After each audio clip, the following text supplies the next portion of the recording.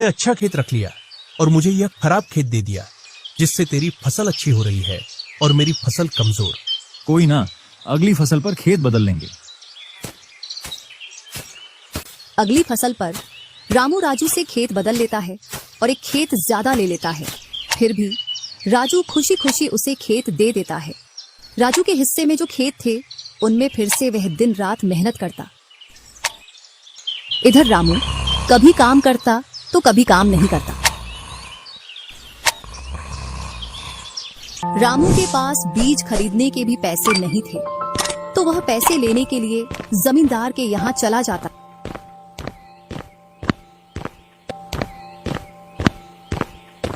जमींदार जी, कुछ पैसे उधार चाहिए थे, जिससे मैं अपने खेतों के लिए बीज ले आता और फसल आने पर मैं आपको पैसे लौटा देता।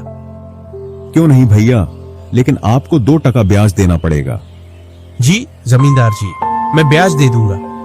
जमींदार रामू को पैसे दे देता है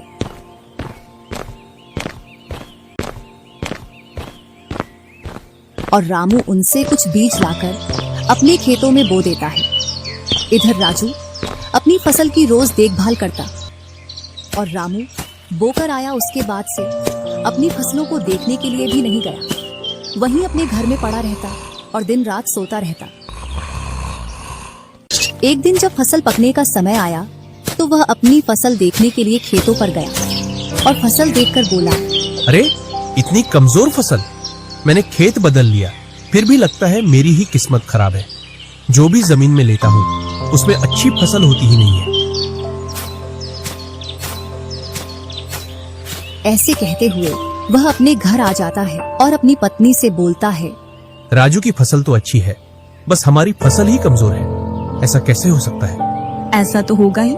दिन रात जो घर में पड़े रहते हो और खेतों में समय समय पर दवाई पानी नहीं दोगे तो फसल ऐसी कमजोर रहेगी। फिर बोलते हो किस्मत खराब है। किस्मत नहीं, मेहनत करनी पड़ती है। चल चल, मेरे को मत सिखा।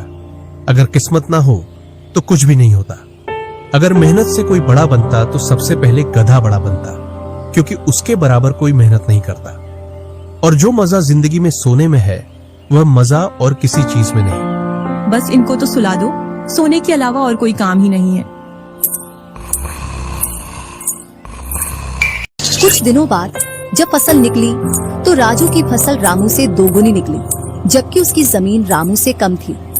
रामू फसल को देखकर बोलता है, इस फसल को बेच कर आऊं या खाने के लिए रखूं? इधर जमींदार जी को भी पैसे देने हैं। अब इतनी सी फसल से कैसे काम चलेगा पता नहीं। एक दोपहर रामू सो रहा था, तभी उसका गेट किसी ने खटखटाया। पता नहीं कौन भरी दोपहर में नींद खराब करने के लिए आ गया। जैसे ही वह गेट खोलता है तो सामने जमींदार खड़ा दिखता है। क्या यह रामू का घर है?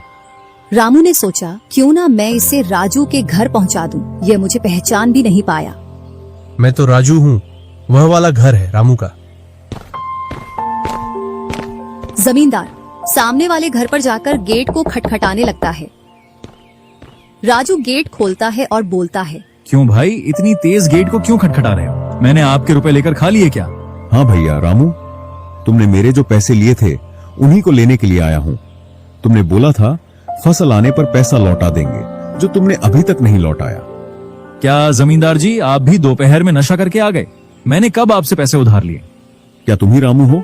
नहीं, मैं तो राजू हूँ। रामू तो सामने वाले घर में रहता है।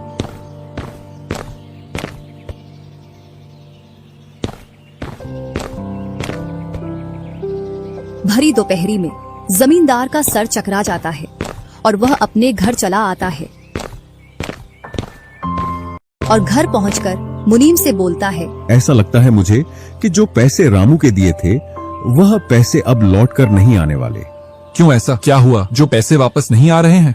रामू और उसका भाई दोनों हमशक्ल हैं और दोनों बोल रहे हैं कि रामू वह है, रामू वह है। और उन दोनों ने दोपहर भर मुझे इस घर से उसे घर दौड़ाया। जमींदार जी, पैसे निकालने की मेरे पास एक स्कीम है। बोलो कौन सी?